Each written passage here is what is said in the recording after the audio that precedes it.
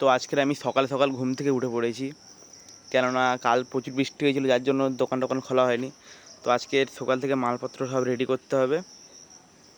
তো চলো এখন আমি রেডি হব, কেননা বাজারের দিকে যেতে হবে। আর এদিকে এর অবস্থা দেখো, মানে আমি ঘুম থেকে ওঠার আগে এর খাওয়া হয়ে যাচ্ছে, ঠিক আছে। তো আমি এখন ব্রাশ ট্রাশ করে রেডি হচ্ছি, যাতে তাড়াতাড়ি বাজারে যেতে পারি। তো এখন আমি ফাইনালি বেরিয়ে পড়েছি বাজারে যাওয়ার জন্য। তো ফাইনালি বাজার হয়ে গেছে।